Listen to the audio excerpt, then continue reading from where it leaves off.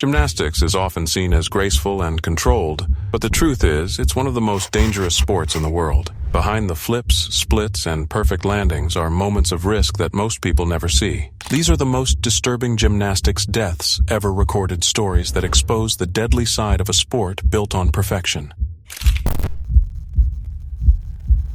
Lady, she was the China Games gold medalist on this event. Huge vault.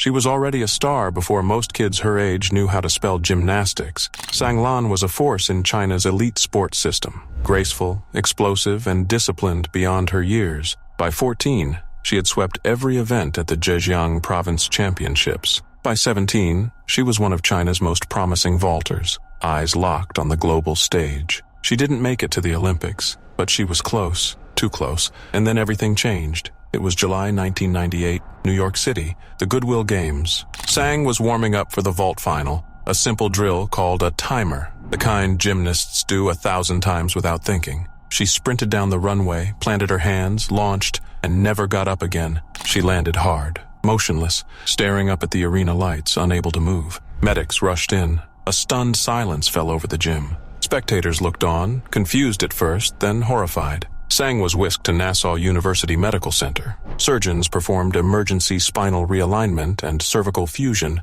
but the truth came fast and cruel. The damage to her spinal cord was irreversible. Sang Lan, once destined to soar, was now paralyzed from the chest down. Her body was broken, but her spirit refused to be. Sang stayed in New York for nearly a year, undergoing grueling rehab at Mount Sinai. It wasn't just about learning how to live again. It was about staying seen in a world that had once celebrated her flips, but now didn't know what to say. Celebrities came. Leonardo DiCaprio, Celine Dion, even Superman himself, Christopher Reeve. They offered words of hope, but nothing could undo the fall. She was even honored in Times Square on New Year's Eve, smiling through unimaginable pain. But beneath that public grace, something darker lingered. Years later, Sang finally spoke out. She claimed her injury hadn't been a freak accident. It had been negligence. According to her, another team's coach had walked into the vaulting area mid-run and removed a crucial safety mat just before her takeoff. She says she told officials immediately, even from her hospital bed,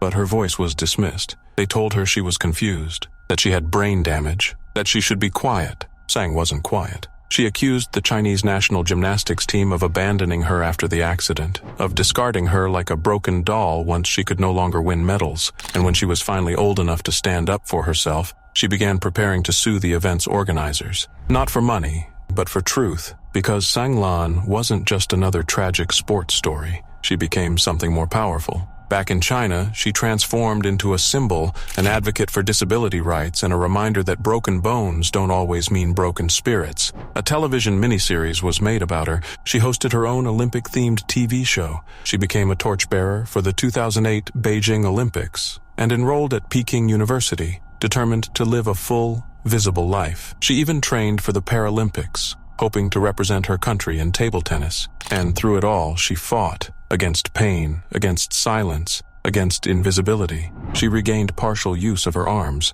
She kept doing therapy. She kept dreaming. Sang Lan never made it to the Olympic podium. But her story, raw, unfinished, painfully real, might be more powerful than any gold medal. Because she showed the world that while gymnastics may have taken her ability to walk, it never stole her voice.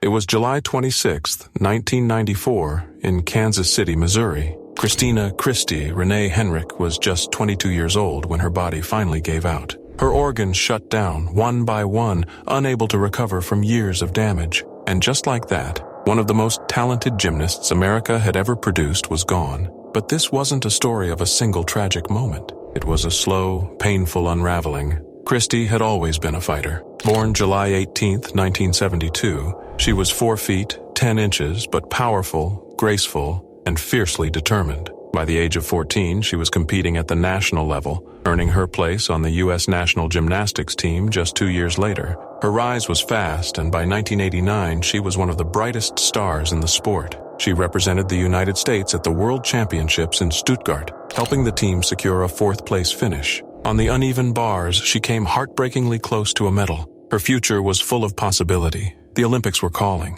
but behind the smiles, behind the glittering routines, something darker was taking root. At the 1988 World Championships in Budapest, a judge pulled Christy aside and delivered a comment that would forever alter the course of her life. Lose weight if you want to make the Olympic team. She weighed just 95 pounds at the time, so she tried to, desperately. Her eating grew more restrictive. Her workouts became more intense. The pressure became unbearable, but still she smiled. Still she performed. No one could see the war being waged inside her body. Coach Al Fong, who had already endured the trauma of Jalisa Gomez's accident just years earlier, began to notice the signs. In 1989, he confronted Christy. He begged her to get help. He arranged meetings with doctors, nutritionists, professionals who might be able to pull her back from the edge. But the damage was already deep. Christy didn't want to stop. She didn't want to lose her dream. She was still chasing perfection, even as her body was fading. Her weight dropped to 47 pounds. By 1990, her body could no longer carry her.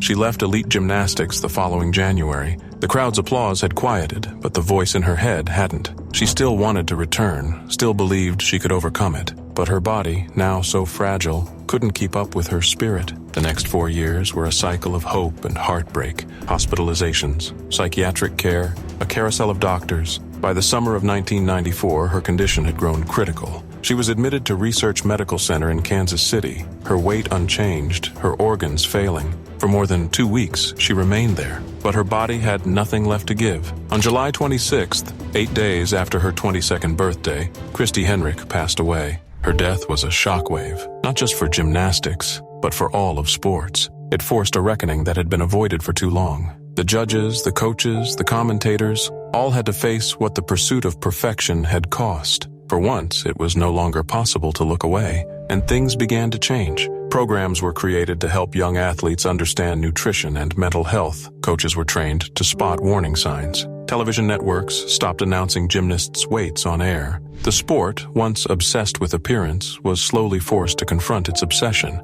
It wasn't enough to win, it had to be safe to try. He was only 23, but already a national hero. Anton Mala had tasted Olympic glory, winning bronze in Amsterdam just 2 years earlier, and now stood poised to cement his place among the world's best. But in the summer of 1930, on a rainy day in Luxembourg, everything unraveled, quietly, fatally, and without warning. What was meant to be another step in a celebrated career turned into one of the darkest moments in gymnastics history. The World Championships that year, still known then as the International Tournament, had already begun under a cloud of uncertainty. Literally, rain had poured across Luxembourg, forcing organizers to relocate the competition from a proper stadium to a makeshift gym inside a nearby school. The decision was rushed, the setup wasn't ready, and the equipment fatally inadequate. But the show went on. Anton Mala, known affectionately as Tone, stepped onto the rings, an event he had trained for relentlessly, ever since joining the so-called movement as a teenager. His form was sharp, his rhythm strong, but as he dismounted from the rings, something went wrong. The landing mat beneath him, thin, poorly secured, far below competition standards, did nothing to absorb the impact. He collapsed in agony. No cameras, no medics rushing in with stretchers, just confusion, stunned silence, and then frantic whispers. He was taken to a local hospital in Luxembourg, but it was clear from the beginning this wasn't just a bad fall. It was his spine. The damage was irreversible. He lingered through the night, and on July 15th, 1930, Anton Mala died. Even in the face of that unimaginable loss, the competition continued. The Yugoslavian team, stunned and grieving, chose to compete anyway. Their teammate Josip Primožić went on to win the all-around. The team took third place, but the celebration was muted. What do medals mean when one of your own never made it back? It wasn't just bad luck. Fellow gymnast Edvard Antošević, who had stood beside Mala on that 1928 Olympic podium, later spoke out. He blamed the rushed relocation, blamed the poor safety, blamed the negligence. After all, 2 Yugoslav athletes had fallen that day. Leon Stukelj slipped from the high bar and had to withdraw, but Anton never got the chance to recover. An investigation later confirmed the worst. The gym floor had been covered in thin, unsuitable mats. There had been no proper preparation, no margin for error. And in this sport, there is no margin for error. Back home in Ljubljana, the sorrow was overwhelming. His body arrived by train on July 18th. Tabor Hall, the heart of the Slovenian Sokol movement, became a shrine. More than 10,000 people came to say goodbye. Mourners lined the streets. His casket passed through Skofia Loka and onto Bohinjska Bystrica, where he was buried beneath the mountain skies of his childhood. His grave bears a bronze bust sculpted by Loja Dolinar, a reminder that even legends fall, but some leave behind more than medals. Since 1970, an annual memorial competition has been held in his name. Streets in Ljubljana and Bohinjska Bystrica still carry his legacy. Anton Mala didn't die in war. He didn't die in battle. He died doing what he loved, in a competition that should have protected him. He was just 18, and for most people his age, life is still beginning, full of hopes, choices, and bright, ambitious plans. But for Nuan Min Triet, a rising star in Vietnamese gymnastics, that future was stolen in a split second. On what should have been just another training day, Triet attempted a backflip. Not his first, not his last. At least that's what everyone assumed. But as he launched himself into the air and rotated through space like he had countless times before, something went horribly wrong. He landed directly on his head. The impact was catastrophic, and his arms and legs immediately stopped responding. Paralyzed from the neck down, Triet was rushed to Hanoi's E Hospital. Doctors performed emergency surgery, then transferred him to Bach Mai Hospital to begin what would become a long and heartbreaking battle for survival. He couldn't move. He couldn't breathe on his own, and yet he wanted to live. "I really appreciate life. I want to keep living," he whispered after his second surgery, words that would haunt those around him. His coach, Major Hao Trung Lin, broke down recalling them. "It made me so emotional. He still had the will to fight, but willpower alone couldn't undo the damage." Despite round-the-clock care, Triet's condition worsened. In April, he was transferred to Thanh Nan Hospital, where he spent his final weeks surrounded by doctors, nurses, and a devastated family who never gave up hope. On May 9th, 2024, Nuan Min Triet quietly passed away. The silence that followed was deafening. He had been more than just a gymnast. He had been the heart of his family, the third of 4 siblings, yet the one holding everything together. His father, retired and working odd security jobs. His mother, battling cancer. His older brother, too sick to work. His youngest sister, only 5. Every month, Triet gave up his entire salary from training to help support them. A child should never have to carry that kind of weight, and yet he did it without complaint. His coaches described him as relentless, someone who trained harder than anyone else. Not for fame, but for the dream of one day representing Vietnam on the world stage. He'd started gymnastics at just 7 years old and worked his way into the national youth team by age 12. By the time he was 15, he had already swept national titles in the U12, U13, U14, and U15 categories. In 2022, he even brought home a bronze medal for the Army team at Vietnam's 9th National Sports Festival. And he wasn't done. He had plans. He was determined to age out of the youth ranks and fight for a spot on the senior national team. He was also weeks away from graduating high school. But all of that ended in a foam pit that was supposed to catch him. On November 10th, 2023, at the National Sports Training Center in Hanoi, while attempting 2 backflips, Triet fell into that pit. Only instead of bouncing back, his neck snapped under the weight of a miscalculated landing. It should have been safe. That's what everyone thought. But gymnastics doesn't always forgive. In the months that followed, as his body deteriorated and his family watched helplessly, Vietnam's sports community rallied. Donations were raised. The Vietnam Gymnastics Federation and Department of Sports made sure Triet had the best care possible. But no amount of support could undo what had been done. When Triet passed, his coach admitted that somewhere deep down, they had already prepared for this. "We knew the chances were slim, but it doesn't hurt any less," he said, voice cracking. He always fought harder in competition than he did in practice. That spirit, it never left him. More than 200 people gathered for Triet's funeral, because Triet's story isn't just about sport, it's about sacrifice. It was July 3rd, 1980, in Minsk, just 2 weeks before the Moscow Olympics. Inside the Minsk Palace of Sport, 20-year-old Elena Mukina stood alone under the fluorescent lights, preparing for yet another grueling training session. Only 2 years earlier, Elena had shocked the world. In 1978, at the World Championships in Strasbourg, she claimed the all-around gold, defeating legends like Nadia Comaneci and Nelly Kim. A star was born. Soviet pride soared, and Elena was suddenly no longer just a gymnast, she was a national symbol. But behind the glitter of medals and state praise was a darker truth. Elena was trapped inside a brutal system that demanded perfection at any cost. Her body was already breaking down. A year before, she had broken her leg, a serious injury that should have kept her out for months. But in the Soviet sports machine, recovery wasn't a priority.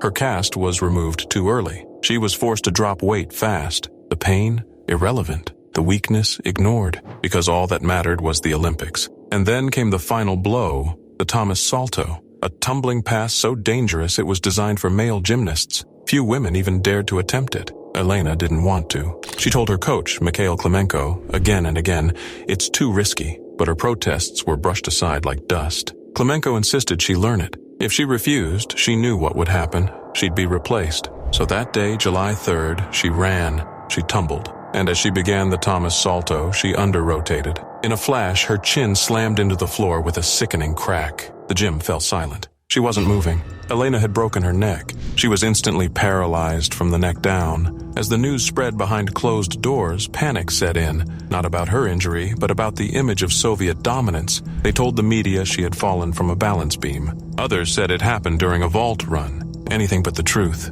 Anything but the fact that she had been forced to attempt a move she had warned might kill her. They blamed Elena, called her careless. But those who knew her knew the truth. She had seen this coming. She had begged for caution. In one of her rare interviews, she said quietly, it was going to happen. I told them I could break my neck, and she did. Elena didn't lash out in anger. She didn't name names. Instead, she exposed the system that saw athletes not as people, but as tools for national glory. Victories were more important than lives, she said. She didn't even fully blame her coach. To her, he was just another gear in the machine, following orders, doing what was expected. But the impact of her injury rippled beyond her own tragedy. Nellie Kim, a teammate and fierce competitor, said she was shaken to her core. Why was she being made to do something she wasn't ready for? Kim asked. After witnessing the cost firsthand, she quietly retired after the 1980 Games. Elena would receive medals later, ceremonial honors like the Order of the Badge of Honor and the Olympic Order, but none of it erased the years of suffering. None of it gave her back her body, her youth, or her dream. She endured 26 years in that state, and on December 22, 2006, she passed away at age 46. Very powerful young lady. She was the China Games gold medalist on this event. Huge vault.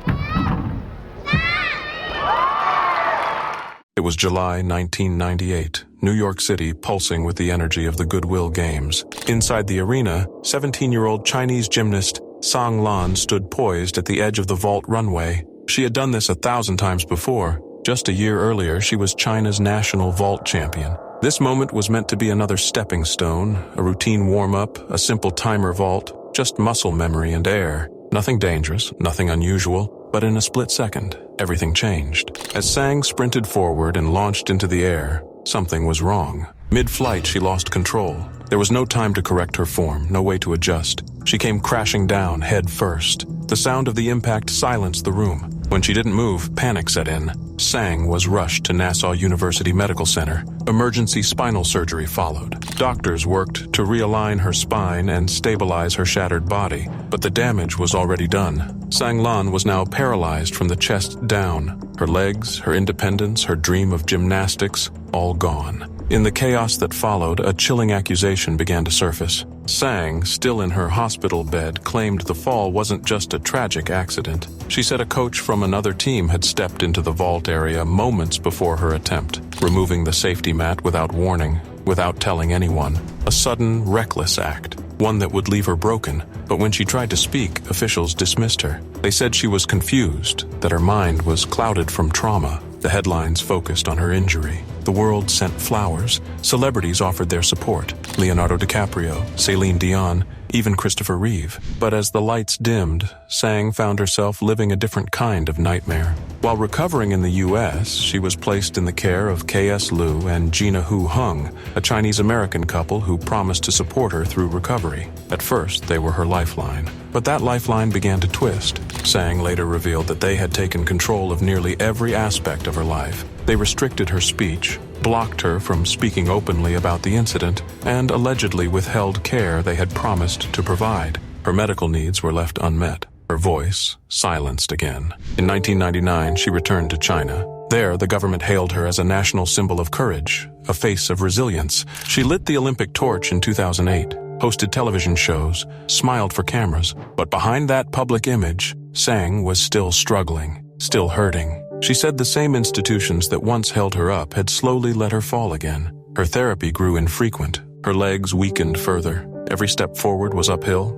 and lonely. Then, in 2011, 13 years after that fateful vault, Sang spoke out. She filed a lawsuit in the United States naming AOL, Time Warner, USA Gymnastics, TIG Insurance, and the very couple who had once cared for her. The accusations were staggering. She claimed the fall was avoidable, the aftermath mishandled, and her trust betrayed. She demanded $1.8 billion in damages. But this wasn't just about money, it was a battle for truth. Sang said her caretakers had spread lies about her, tried to manipulate public opinion, and even acted inappropriately while she was most vulnerable. A police report was filed, allegations piled up, and public opinion fractured. Some called her brave, finally reclaiming her voice. Others accused her of being bitter, or worse, manipulated. But Sang stood firm. After all these years, she wasn't chasing pity. She wanted accountability. Her legal case became tangled in delays and limitations, but she never let it fade. Her fight was no longer just personal,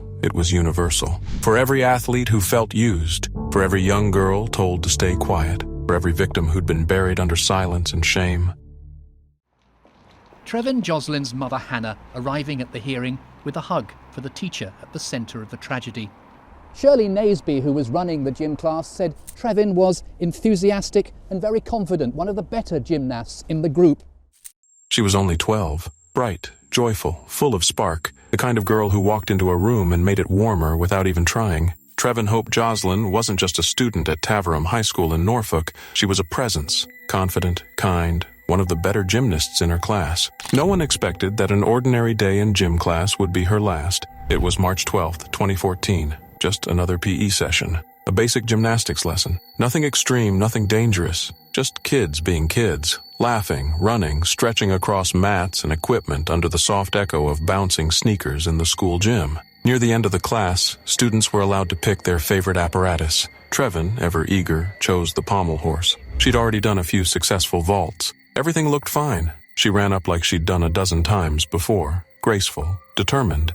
But this time, just as she leapt, her right foot caught the edge of the horse. It was a fraction of a second, a tiny misstep, but it was enough. Trevin tumbled forward, face down, hitting the mat hard. At first, it didn't look like a catastrophe. She landed almost in a recovery position. Students gathered. A few thought she'd just been winded. But as she lay there trying to move her lips, barely able to form words, the fear began to set in. Something wasn't right. The PE teacher rushed over. Staff called for help. The school's pastoral care supervisor, Lynn Hammond, began CPR. Everyone was trying, praying that it wasn't as bad as it looked. "You just want to believe a child is still breathing," Hammond later said, her voice shaking from the memory. But even as Trevin was rushed to Addenbrooke's Hospital in Cambridge, reality was already spiraling out of reach. Doctors confirmed what no one wanted to hear: a catastrophic hyperextension injury to the neck. Her spinal cord had been severely damaged. She fought for a week, but on March 19, 2014, Trevin died. A bright young life extinguished,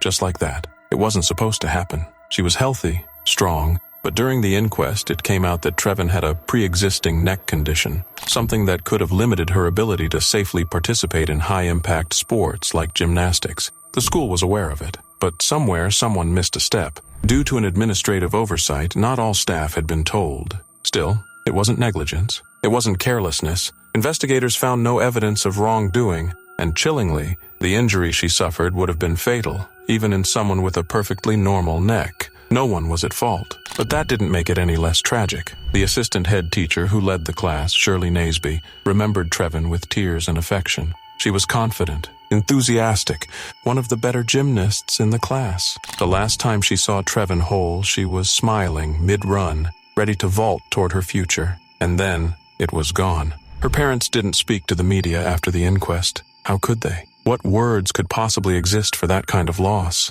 But the school tried to keep her memory alive. A quiet garden was built in the school grounds, a cherry tree planted in her name. Head teacher Peter Ware said students and teachers still talk about her with warmth. "She always had a smile on her face," he said, eyes lowered. "She will be remembered with great fondness." In the end, Trevin's death was ruled accidental. But for anyone who's ever sent a child off to school believing they're safe, it didn't feel like just an accident. It felt like a hole ripped open in the fabric of an ordinary day, one that would never quite close. It was November 8, 2019 in Hampton, Connecticut. Inside the familiar walls of the New Era Gymnastics facility, 20-year-old Melanie Coleman was doing what she had done for most of her life, training on the uneven bars. To anyone watching, it would have looked like just another routine practice. It only takes one misstep to change everything. Melanie slipped. In an instant, a fall turned catastrophic. She hit the mat with a force that immediately signaled something was very wrong. Paramedics were called. Her coach, Thomas Alberti, who had trained her for nearly a decade, was one of the first to reach her. He knew every part of her technique, every step of her routine. And now he was watching the unthinkable unfold before his eyes.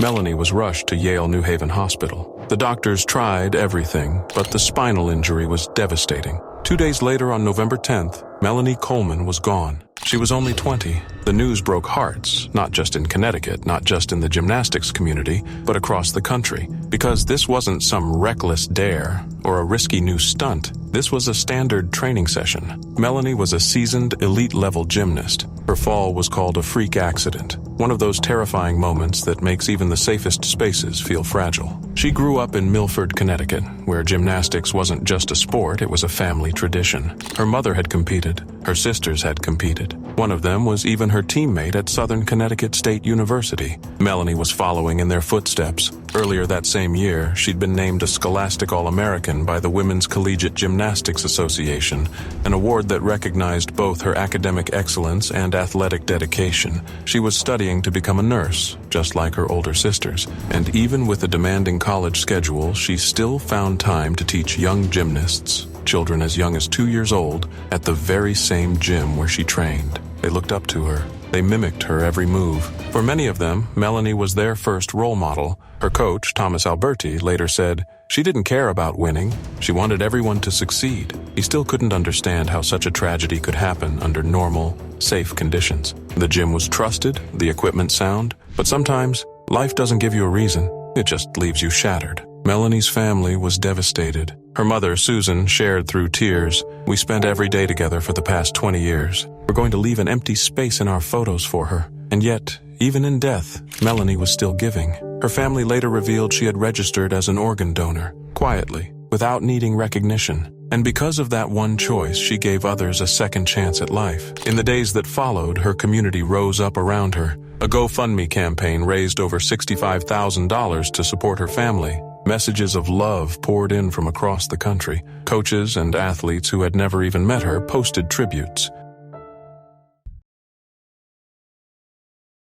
It was May 1988 in Tokyo, Japan. The crowd buzzed with excitement as gymnasts from around the world gathered for the World Sports Fair. Among them was a quiet, focused 15-year-old from the United States, Jalisa Gomez. Jalisa had earned her place through grit and grace. She was seen as a serious contender for the 1988 U.S. Olympic team, and Tokyo was supposed to be a stepping stone in her rising career. Born on November 4th, 1972 in San Antonio, Texas, Jalisa came from humble beginnings. Her parents, Otilia and Ramiro Gomez, were former farm workers who had worked tirelessly to give their daughter a shot at something bigger. Gymnastics had become Jalisa's passion by the age of 5. She was a natural. By 10, she was already training under Bela Karolyi in Houston, climbing fast through the junior ranks. In 1986, she placed 4th in the all-around at the U.S. Championships. By the next year, she was representing the country on international stages. Her specialty, the vault. But that skill, the very one she poured her energy into, would soon become the most tragic part of her story. Behind her calm demeanor was an athlete under pressure. In 1987,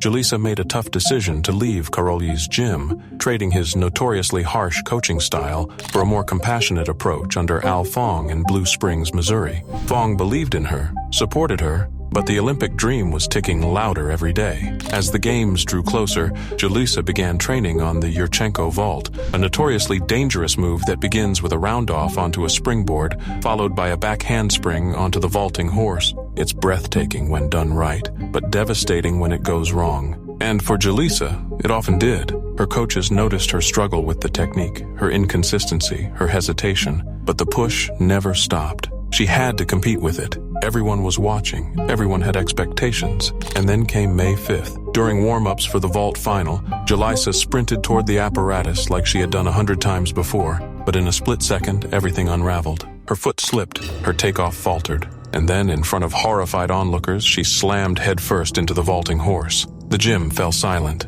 The impact was immediate and brutal. Jalisa lay motionless. She had broken her neck. The doctors confirmed what everyone feared. She was paralyzed from the neck down. Coach Fong was there. He had trained her, and now he was watching his athletes suffer the unimaginable. He would later speak out, questioning the relentless pressure on young gymnasts to perform complex, high-risk skills without enough safety guarantees. Jalisa was rushed to a hospital as her parents flew across the ocean from Texas, desperate to be by her side. Doctors worked to stabilize her, but a horrifying complication struck. The oxygen deprivation caused irreversible brain damage. Jalisa slipped into a coma. She couldn't move, couldn't speak, only blink. Her story faded from headlines, but her parents never left her side. For 3 long years, they cared for their daughter in silence, holding on to hope that never came. And then, on August 8, 1991, Jalisa passed away. She was just 18. Her death sent shockwaves through the gymnastics world. It wasn't just a tragedy, it was a wake-up call. The International Gymnastics Federation responded with sweeping changes.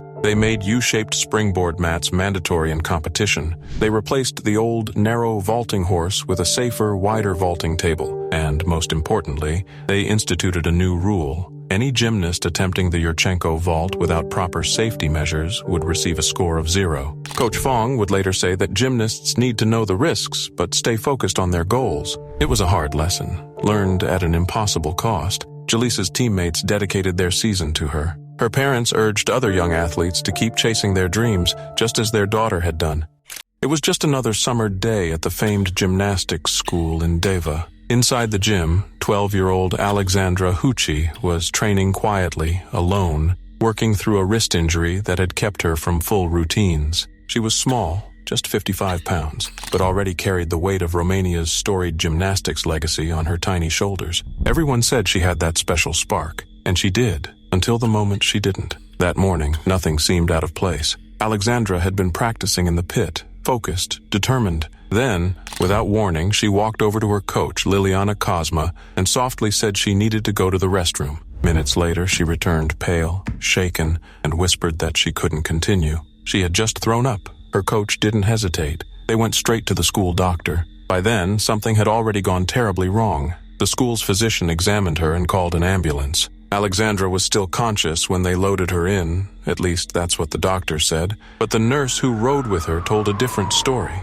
She was already in a coma when we arrived, the nurse said later, her voice tight with disbelief. We asked if she had fallen, but were told no. The girl hadn't collapsed from a fall or an impact. Something inside her simply gave out. She was rushed from the pediatric hospital in Deva to the county hospital's ICU. Then, as her condition worsened, she was airlifted 43 minutes to the neurosurgery unit in Timisoara. Her tiny frame, now unconscious and unmoving, was kept alive by tubes and wires, surrounded by flowers and religious icons from strangers who had seen her on the news. Romania was watching. Night after night, her condition was broadcast across the country. Doctors worked urgently, running test after test, but their faces grew graver with each passing hour. A neurosurgeon finally confirmed what no one had suspected. It wasn't trauma. It wasn't from the gym. Alexandra had been living with a hidden congenital defect, a malformation of blood vessels deep in her brain. It had burst. A sudden brain hemorrhage, silent and swift, had robbed her of consciousness. They couldn't see the exact cause. All they knew was that her brain was flooding with blood and she had slipped into a third-degree coma. Time was slipping too. Back in her hometown of Roman, her parents didn't even know what had happened. They lived in a poor village near Faltiteni and didn't have a phone. By the time word finally reached them, their daughter had already spent hours fighting for her life. Alexandra Hooi had begun gymnastics at just 6 years old, full of raw energy and devotion. Like so many Romanian girls before her, she came from hardship and trained with quiet, relentless focus. She had recently been crowned national champion for her age group. She dreamed of following in the footsteps of her idols, the girls who had swept gold at Sydney in 2000. She talked about the Olympics constantly. I was very happy when Romania won, she said in an interview the year before, standing straight and serious between tumbling passes. I have no time for friends, but I like the gym. She was 12. For 5 days, she fought. The machines kept her breathing, but her light was slipping further away. And on August 20th, 2001, Alexandra died. She never fell. She never cried out. There was no dramatic crash, just a quiet whisper to her coach, a look in her eyes that said something wasn't right, and then nothing. Her story is still whispered in Romania, a little girl who trained with Olympic dreams and collapsed under the weight of something no one could see. No warning, no chance, just a silent defect that waited patiently for its moment.